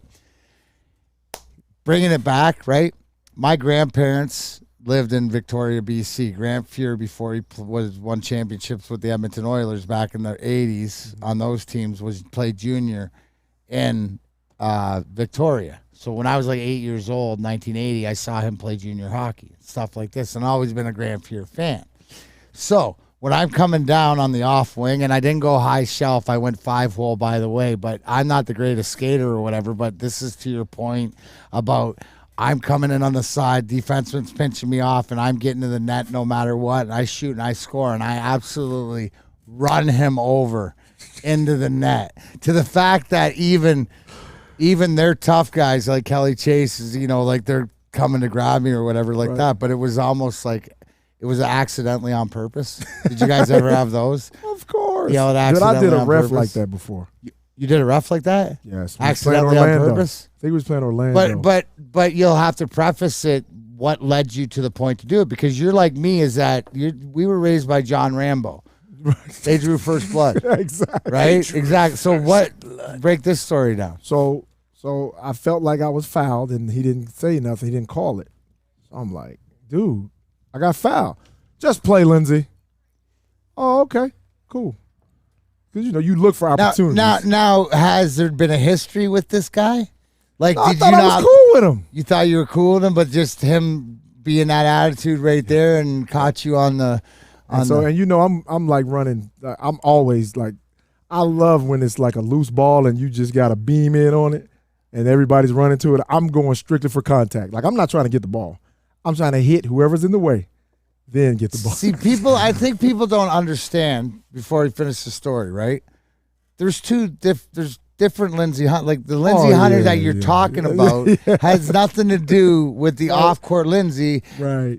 I'm more the on-ice me. You see glimpses of that, especially when Sam pisses me off, that the fire comes out or whatever else, right? I still temper to whatever. So this is people have to understand that championship mentality, that dog mentality, that don't care, know that, maybe you're not the same size, but the dog in the fight is and everybody knows that your dog is bigger, like around the league. So the refs should know too. So the disrespect going. So you said, hey, I thought that was a foul, and he just said, play.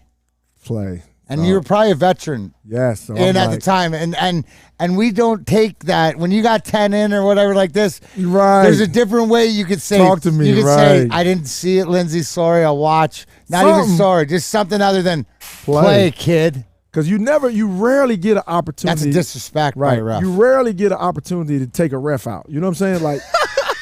Like, wait, there's a ton of opportunity, but it's highly frowned upon because the penalty for it. But here's the thing, because they're always in certain positions. You know what I'm saying? So when you catch one, like the ball is here and the ref is there and the guy's there, then you just take everybody out. Boom. Just hit the whole kit and caboodle. Boom. I knocked. You're more wrestler. He's more wrestler than anything else.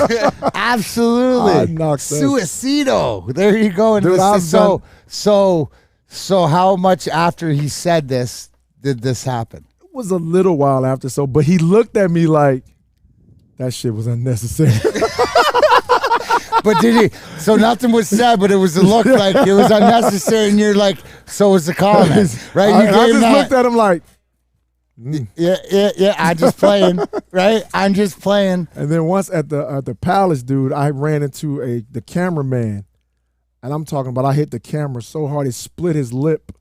I still know him. It split his lip like all the way up here, dude. Oh, yeah, but you ain't trying to hit the camera, man. It's just I didn't try. I was just going. I was reckless. And that I'm guessing that's the camera guy underneath the basket or whatever like that. So dude, he's always in high. Messed him up bad, dude. We became friends after that. Yeah, absolutely. Now the ref, was there any issues with the ref? Did he was cool with me after that. Cool with you after that? Like, because he knows. The only ref that I ever I didn't have a problem with most of them, but the one he just made my ass. Yeah, who's your guy? I think his name was Kenny. He had the slick back hair. Kenny. You ever seen only one with slick back hair. Yeah. Kenny. Man, dude, he never thought he made a wrong call. He never thought Kenny Bowles, I think. He never thought he made a wrong call. So when I was coaching with Phoenix. Ken Maurer? Yes. Yeah. When I was coaching, this is all I said. I was like, something happened. I yelled at him. I was like, that's not a foul. He looked at me. Be quiet. I was like, that's not a foul.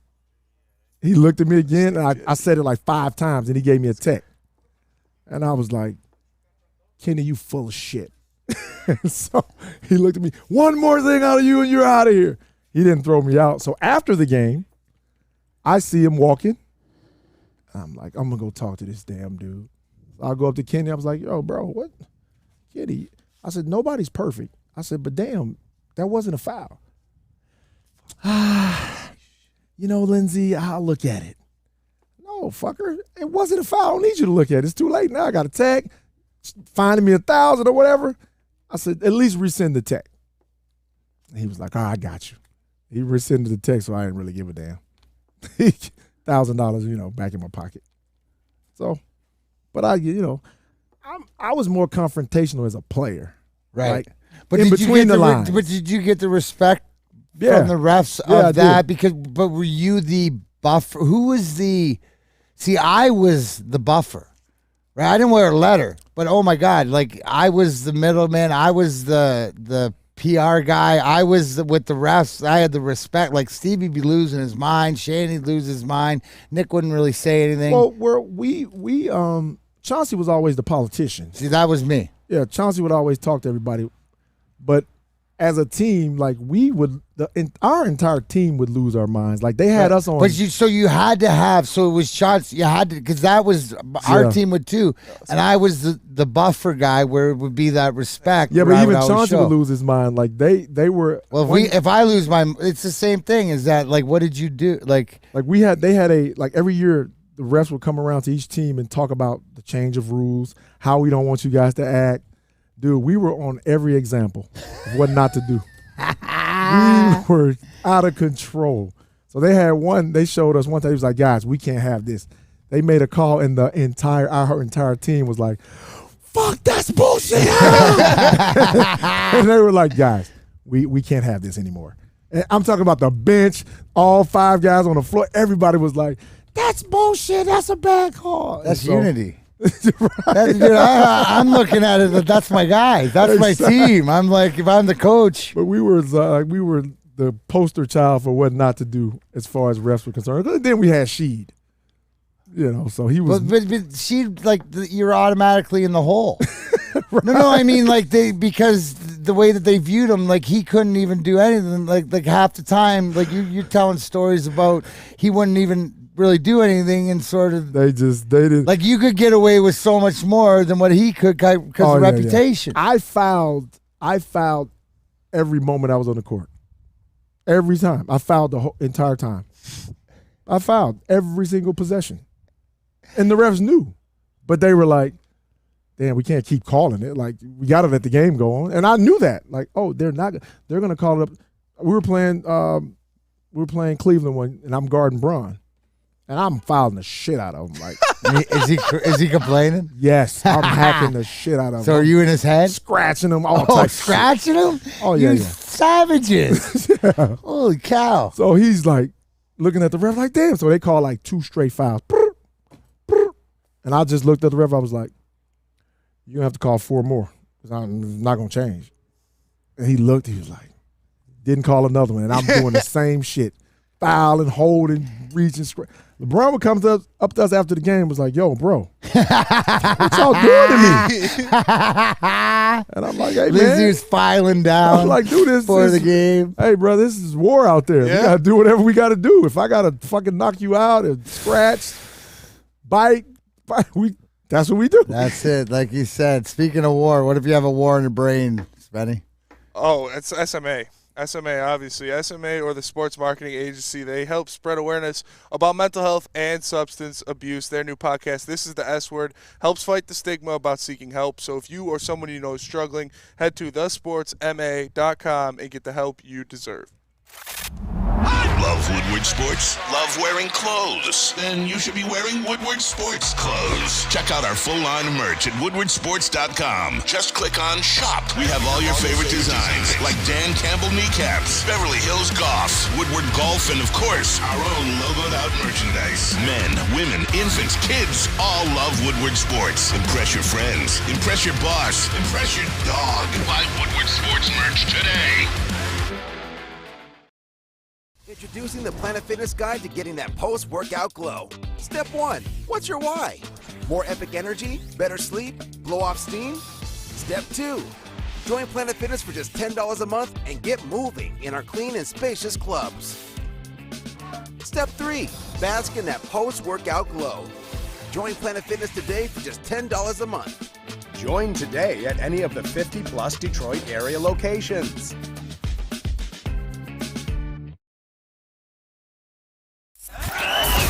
We are the network for Detroit by Detroiters. Welcome to the Woodward Sports Network. Play, practice, and party at 5 Iron Golf. 5 Iron Golf is now open in Detroit, located inside of the Cambria Hotel.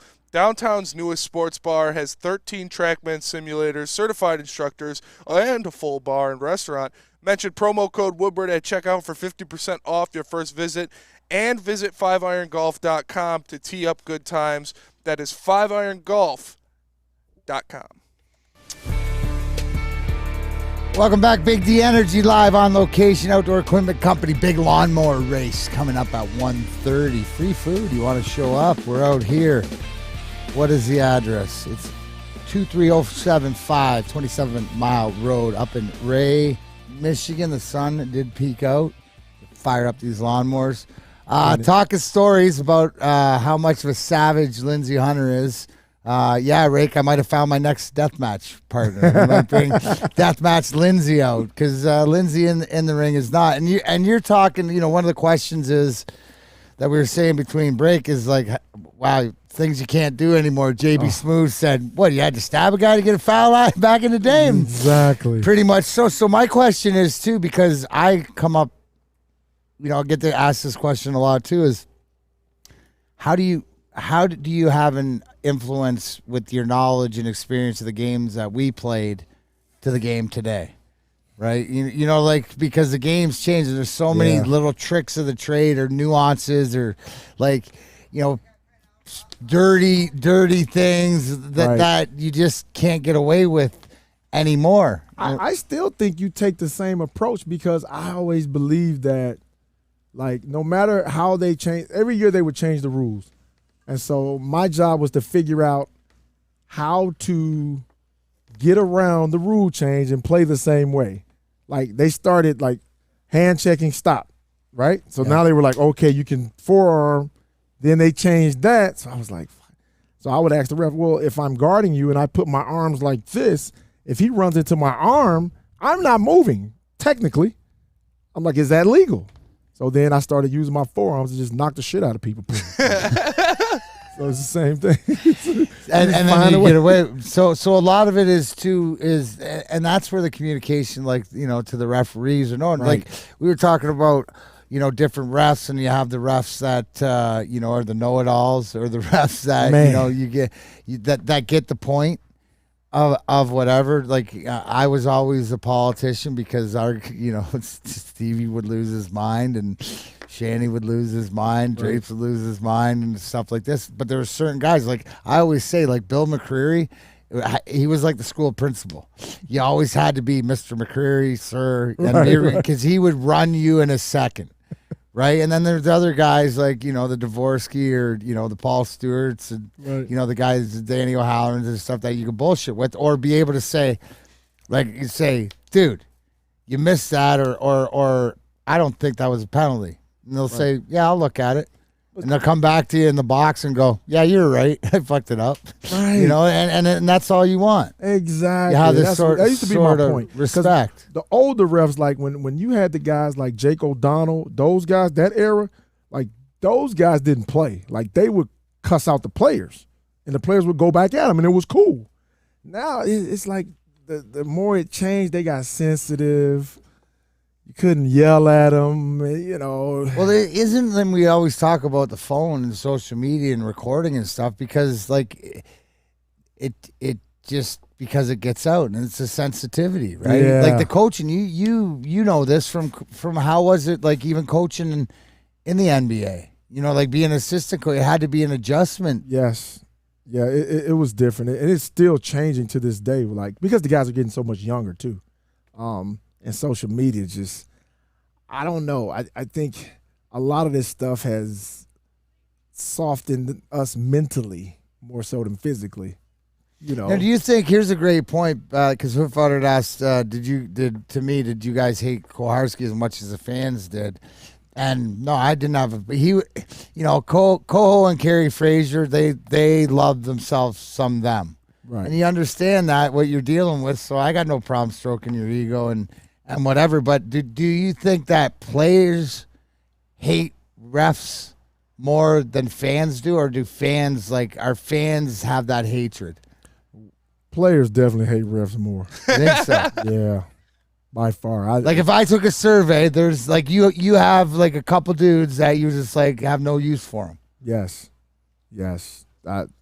I forgot the one black ref that has the unibrow. I can't stand him, bro. He's bad. He's not even a good ref. What was the name of the ref that Chuck kissed on the mouth at the All-Star game? Dick Bavetta. Yeah. Dick is an all-time great, though. Oh, yeah. See, and you knew if you were going on the road and you looked at who's reffing tonight? Dick Bavetta. We got a chance. Yeah. Oh, because he wasn't a homer. Nope. He'd call it. Yep. He's going to call it down even the middle on the road. Yep. And a lot of times you might not see that. No. So was he one of the best? When you bring up favorite refs or best I love refs? Dick. It's always talk respectful for you. Always gave the veterans the benefit of the doubt. I loved him. I knew certain things, if we needed a foul or we needed something, I'm like, if I do this, Dick is going to call it for me. Yeah. You know what I'm saying? No, and there is some sort of, back in the day, the way that it worked that way. Yes. Any other, any ref, do you remember ever, just feeling like you got screwed? Did you ever feel like a ref, absolutely, screwed, not missed the call, not just was awful, but, screwed you on purpose? Dude, Danny, what's Danny's last name? He was the black ref, light-skinned Danny. I can't think of Danny's last name, man, but Danny, I felt like Danny was screwing us with no Vaseline every time he called. So would it be the same way where you'd look at I couldn't stand where you'd Danny, look at man. the lineup and you'd see who was reffing and Danny Crawford, and you'd automatically go, damn. Would that change the demeanor of you? Would you say anything to that other guys, or would you know your mentality? We all knew we hated Danny. Danny hated you. Yep. But he would act like he liked us. We would see him out to dinner. He'd be like, "Hey guys," he'd be like, "Fucking jerk off. He's gonna cheat us, man. No, he's gonna cheat us." We couldn't stand him, man. And he seemed like a good guy off the court. He was clean cut, nice, Soon as that dickhead got on the court, bro, he just cheated us, man. We saw him, we was like, shit, we got to beat Danny tonight and the team. So did you ever have any of these guys like down the stretch in like big important games, Yes. and then you had to that you did win though? With Danny, very rarely. Very rarely. Man, that sucker, man, I could. Woo. He cheated, man. I don't care what nobody says. Cheated us. How about that? That's a which leads me into the when you're talking about cheating and talking about refs. It brings up Donaghy, right? Like, and you played during the time that he reffed, right? Ooh. Tim Donaghy, with the gambling stuff. Yeah. So did anybody ever? I've never asked you this, and like looking back, could you was there signs that maybe it was because we're talking about you're not saying Danny Crawford ever was bribed or took or whatever. It just felt like that as an athlete. Who knows? Or okay, allegedly, whatever, like this. But as far as with the Donaghy stuff or whatever, could you go back? Here's the thing, though, because you can always say human error. You know what I mean? Right. I just missed the call. Well, you can go back and look at a bunch of them guys and say, man, this dude was on the tape. Somebody's. You can always go back and be like, man, was he on the tape? Look at this shit. He's calling this crap against us. And, as a competitor, you always feel like, come on, dude. Yeah. Well, that's, you know what, and that brings up a great point, because I think that maybe because of the way that the gambling is now and you can bet on it and it's so important that doesn't happen. And maybe the guys don't feel that way, and it's got to be called just like, oh, Slicky Dicky, does all the time. Anyways, how would you like to win a new vehicle for you and a friend? That's right, a new car for you and your wife, girlfriend, or best bud. Just get to Lady Jane's and automatically register for your chance to win, courtesy of Les Stanford, Buick GMC of Ferndale. Lady Jane's Haircuts for Men, open 7 days a week. Walk in anytime. It's wicked awesome. Love Woodward Sports? Love wearing clothes? Then you should be wearing Woodward Sports clothes. Check out our full line of merch at woodwardsports.com. Just click on shop. We have all your favorite designs, like Dan Campbell kneecaps, Beverly Hills Golf, Woodward Golf, and of course, our own logoed out merchandise. Men, women, infants, kids all love Woodward Sports. Impress your friends. Impress your boss. Impress your dog. Buy Woodward Sports merch today. Since the dawn of moving people, Chevrolet has led the way. The world of transportation is changing. At Feldman Chevrolet, we are leading the charge forward. With every electric vehicle, every mile traveled, one Feldman at a time. The company that puts more Chevys on Michigan roads is now the #1 name for Chevy electric vehicles. We don't like to brag that we are the toughest sports network in Detroit, but we do have a guy named Darren McCarty on our side. Lemieux and McCarty, who've had a good knockdown drag up. There they go, right on the whistle. They were talking to one another. Woodward Sports. Welcome back. Winding up the show here Thursday. Outdoor Equipment Company. Darren McCarty, Lindsey Hunter in for Neil Rule. We will both be back Tuesday. Don't know what you guys got going tomorrow, but you're going to win tomorrow with Terry tomorrow. You guys will have fun. Spenny, JB, thanks for, as always. I think Sandy brings up a great point. Don't forget all the boys behind the scene. We were just talking about... and this is exciting, a little behind the scenes like anything else, is the hard work that all the kids do and that go into it is that, you got to follow yesterday from Detroit native Keegan Michael Key from Key and Peel and stuff like that. And I always, take pride for guys get excited to that. Anybody who's a Key and Peel fan or anything that they do, and talking about Dan Smith, BYU. Yeah. If you haven't seen the Key and Peele football introductions, it's one of the greatest clips of all time.